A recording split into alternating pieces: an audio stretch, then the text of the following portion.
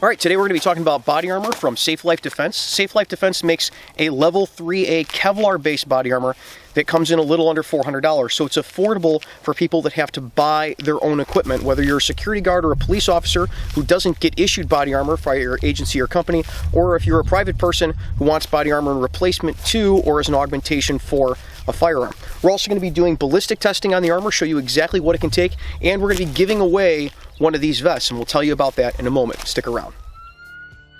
Where are you going? Get out of the way! So what do you get for a little under $400 with a vest from Safe Life Defense?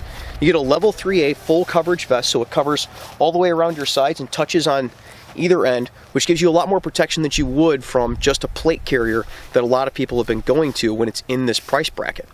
You also get level 3A protection for that entire area, which we've talked about in other videos, the different protection levels. This is the highest level of protection that you can get from soft body armor, and it protects you against most threats that are common in the United States today. It also gives you large plate pockets both in the front and in the back, where you can slide 10 by 12 plates in if you want advanced protection from rifle threats, and you don't want to have to buy a separate plate carrier to put it over your uniform or to put it over the body armor when you go to deploy a rifle or you go into a situation that you think might have rifle threats. I found this to be really useful on the street. I don't have to don another piece of equipment, and I can put the steel plate right next to my rifle in the back of the car. Now, for our testing procedure today, what we've done is we've set up two 1-inch pine boards, because that is the standard that's been used by the United States military in the past. The theory is that if a bullet can pass through a 1-inch clear pine board, then it has enough force left over to be lethal. So we've put the body armor up against two 1-inch pine boards that cover the entire back of it, and we're going to shoot a variety of rounds at it to, one, show back face deformation, which I think is going to come out better with 1-inch pine boards. It gives all of you a standard of measure that you can relate to your everyday life and the type of impact that might be caused there. And it's also going to allow us to see if something does pass through the vest, how much damage it was actually doing on the receiving end, which we don't always see when we use clay test or ballistic tests. So we're going to be shooting 9, 40, and 45, just normal FMJ round nose ammo. We're going to start with the 9mm out of a Browning high power, so we've got enough barrel length, we should get good velocity on it.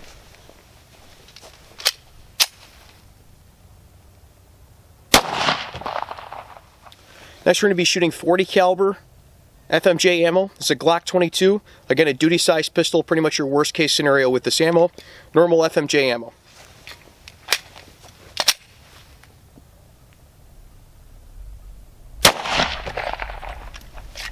And finally, 45 ACP and FMJ.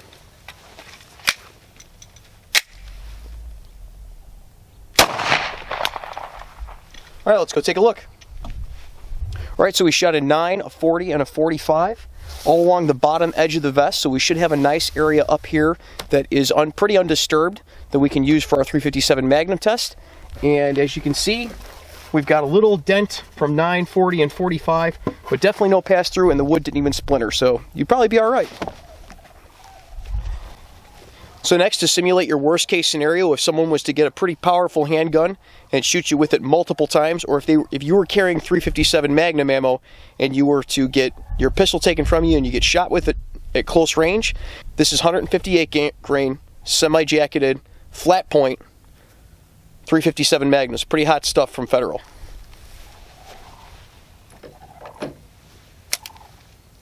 We're going to fire 6 rounds at the high upper chest.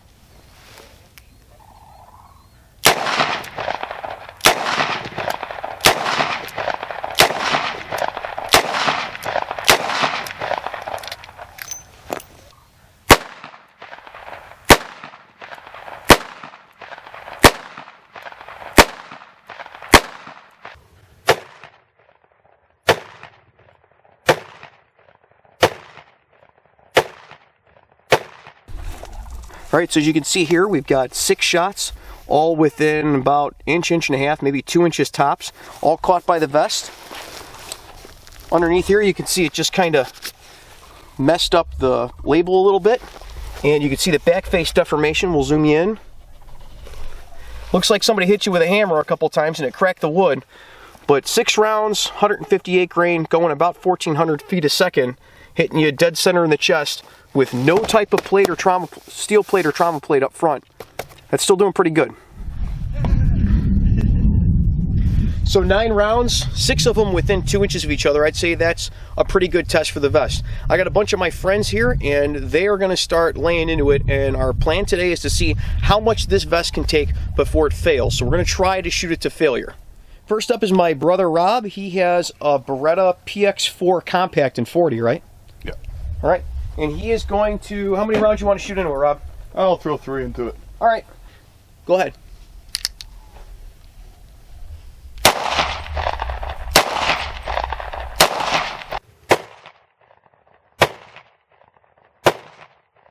All right, so Rob shot a 180 grain Hornady custom round. It's a hollow point, 3 rounds in it. He put them all within 2 inches of each other up here, and you can see that it cracked the board, but it didn't go through, and you've got deformation. We're gonna take a look. It didn't mess up the back of the vest. There's no pass through, so we're gonna continue on with it until we get something to pass all the way through the vest. All right, next we got my friend Casey, and he's gonna fire the Browning High Power with 9mm FMJ, 115 grain, just normal Winchester white box ammo, and he's going to put 5 rounds into the vest. All right, go ahead. Step up in a frame here. Step up, step up, step up.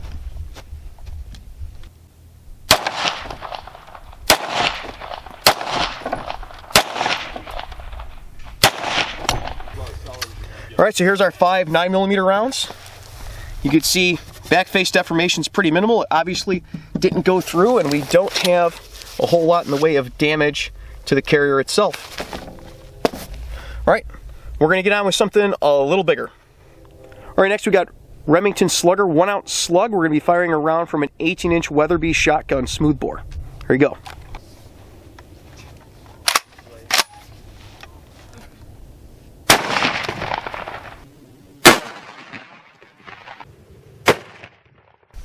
All right, so we can see the entry hole here. It looks like it went in right where we shot it 6 times with 357 Magnum.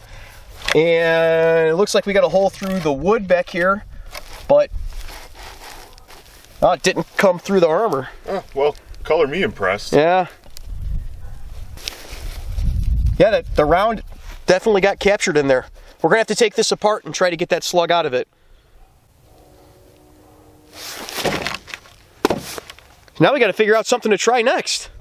All right, next we're going to try 2 12-gauge slugs. We're going to find a different spot. We're going to put them right next to each other and see if we can get a pass through on the vest. Our goal here is to see how much this thing can actually take in one spot before it fails. We're trying to get the vest to fail at this point.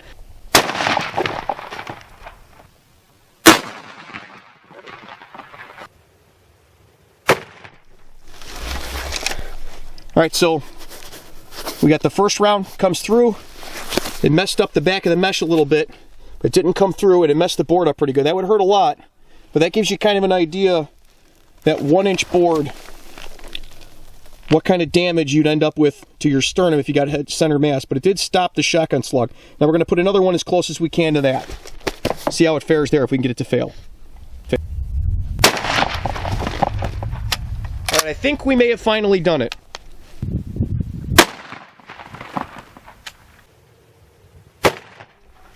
All right, so here's our 2 rounds from the slug. You can see they're less than 3 inches apart from each other. It puffed the vest out like crazy. Holy crap. Yeah, it messed up the backing, but it didn't go through. All right, I'm kind of running out of ideas here. Put another shotgun slug in it. Did you do 45 ball? We did 45 ball. It barely dented it. I don't think that's going to go through. We're still rolling. Put another slug in it. We're going to see how many shotgun slugs we can get within like 2 or 3 inches of each other. All right, here's our 3 rounds of 12-gauge slug. They're all within 3 inches of each other. You can see compared to the size of my hand. Here's your back face deformation. It's pretty much destroyed the board, but the rounds aren't passing through. This is our 3rd round right here. It destroyed the liner that they put in there to try to make the vest more comfortable. Since it's a Kevlar vest, it's a little stiffer than normal, but the stiffness of this vest and how thick it is and how overbuilt it is, I think, is what is saving the day on this one. 3 shotgun slugs within 3 inches of each other, 12-gauge, 1-ounce slug, and still no pass-throughs. We're still trying to destroy the vest. All right, we're kind of running out of ideas, so I'm just going to fire 6 more 357 Magnum rounds into it because, you know, I like shooting 357 Magnum rounds at things, so I got a whole box of them, might as well. We're going to put 6 more. I'm going to see how close I can get them, and then we're going to see if we could try a 22 rifle or something if this doesn't go through.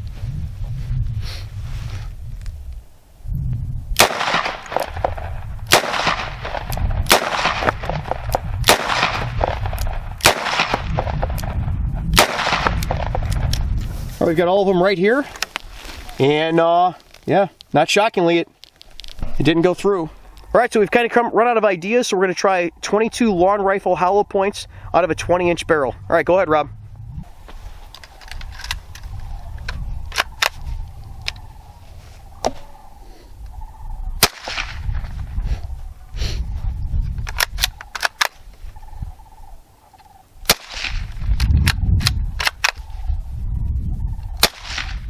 All right, here's our hits with 22 LR, and we got no pass-through on the other side. It's not surprising.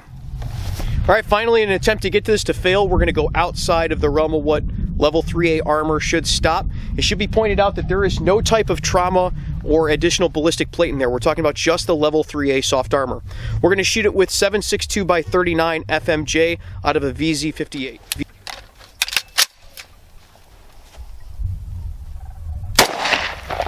All right, well, looks like that worked. All right, we've got an almost unperceivable hole right here on the carrier from the 7.62x39.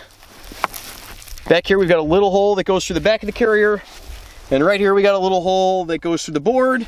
And there's a hole that comes out the back of the board, and you saw the sand fly. So basically, to get through this armor, you have to step all the way up to rifle rounds. All right, if you want one of these vests, go down in the comments down below and say, I want that vest. At the end of April, I'm going to have my daughter randomly select a name out of a bowl, and we'll contact that person as long as it's legal for me to send it to you, and for you to receive it, we'll ship it right out. Until next week, you guys stay safe, take care of each other. All right, everybody try to hit the vest. Go ahead.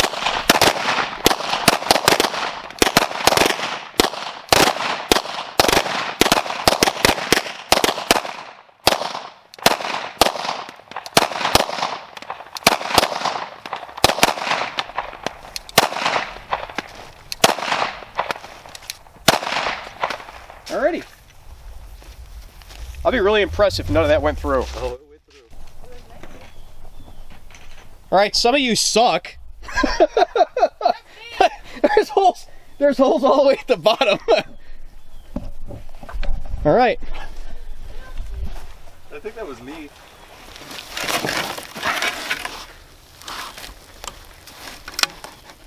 I'm not seeing anything that came through. I don't see any new holes back here. We'll have to see when we take it apart.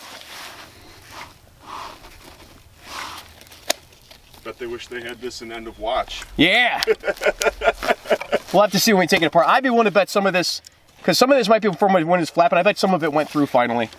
Yeah. Alright, that's alright. Or actually, that's not even, vest isn't even coming down there anymore. Yeah. You know what I mean? Yeah, it went through. I think that went through places where the vest is puffed up, and it went through the carrier up there. Right. And that's where we're getting holes. Because down here, because there's nothing. Down here, there's nothing going through. Oh well, we'll disassemble it. We'll find out. All right, so we're gonna take a look at the back of the Safe Life Defense vest. There's a couple holes that went through, but I think that's because the armor started puffing up in the middle, as you can see. It started spreading in coming in from the outsides. So we're gonna pull the armor out of the carrier and take a look at it and try to recover some of the bullets.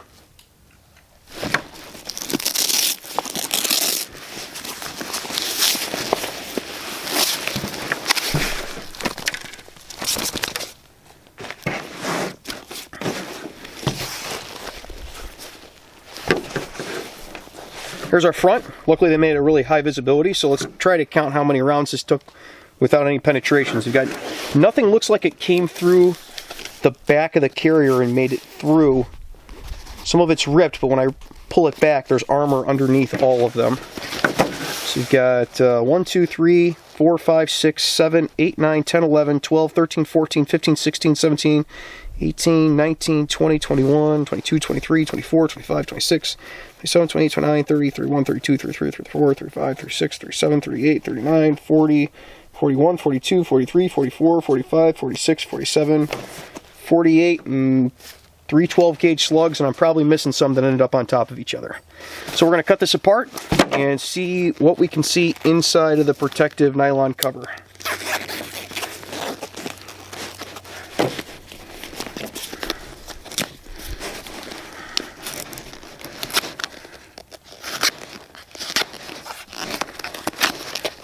Obviously, this is the plastic cover that you put on because of the new NIJ standards require salt spray and submersion and a bunch of stuff, and this keeps the armor from getting wet. Allows it to pass those types of tests. All right, we already got bullets coming out.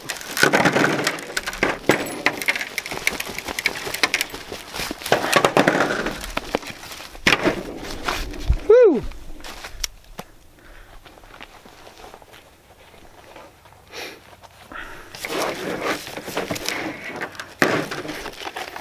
Take the padding off the back.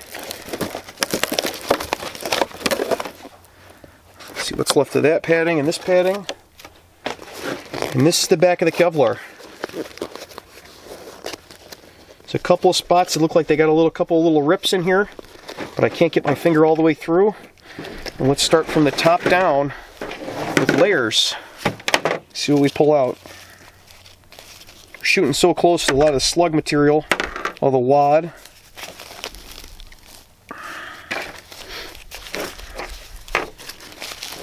Second layer, inside the second layer, we've got a jacket that's separated off of something, probably a 357.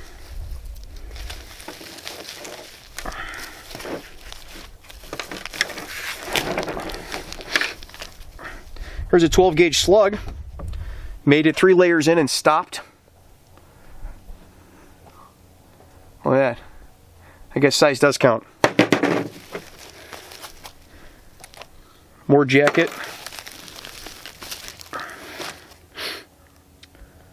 This is definitely the 9mm. I can see the 9mm hollow point mushroomed out on the body armor, and you can see the serration. Some of them didn't pop through because it's on body armor, but that's what hollow point rounds look like when they hit body armor. They mushroom out, but they don't mushroom uniformly. That's the difference between real life and gel tests, is things don't always work the way they're supposed to in real life.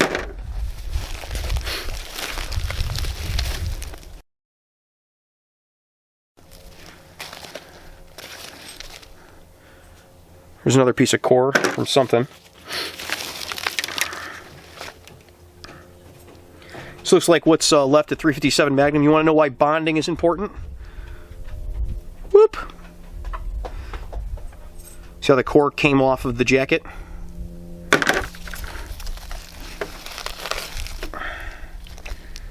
There's some more captured 9 and 40 hollow points. That one actually mushroomed out pretty good. Looks like another 357, judging by the length of it. Again, unbonded.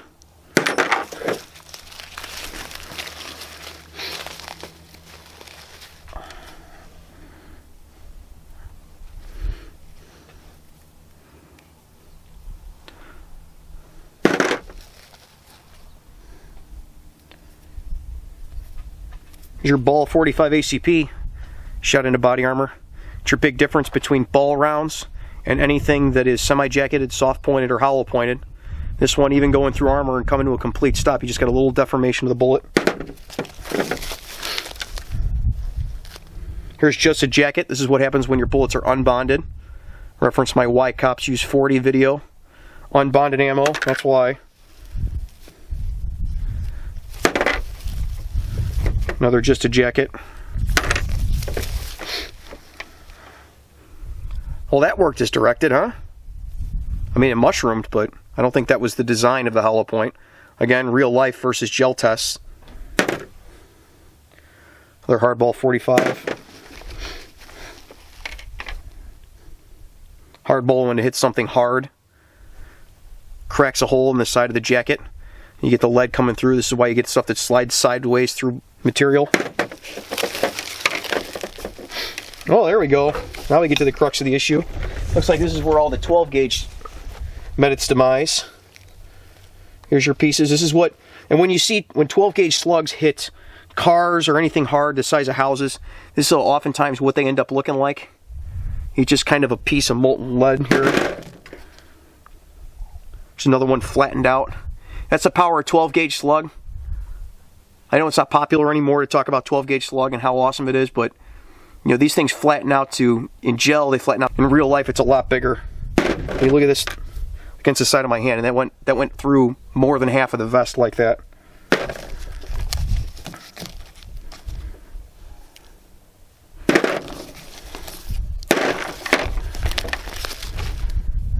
That one just sitting in there. Another ball round. You can see the fractures in the ball round when it came to a stop fast. Actually fractured the outside. Another ball round that went through. Came in about 10 layers from the back. .45 ACP ball, really deep in there. So much for this stuff not penetrating really well, huh?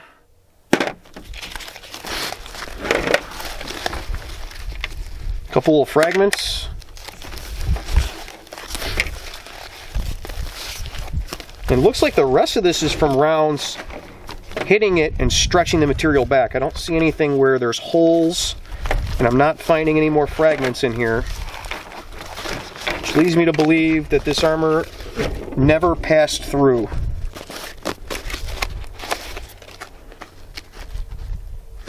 Maybe something slipped through there after our final fusillade with 3 people emptying, or with 4 people emptying whole mags at it. Because that's right where we were shooting with 357 to start with.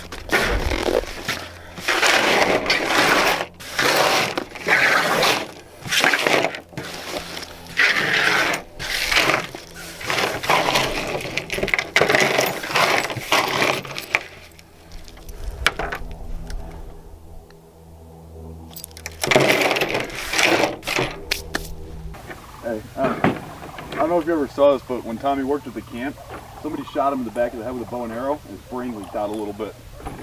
You just kind of see it. I'm leaving that in.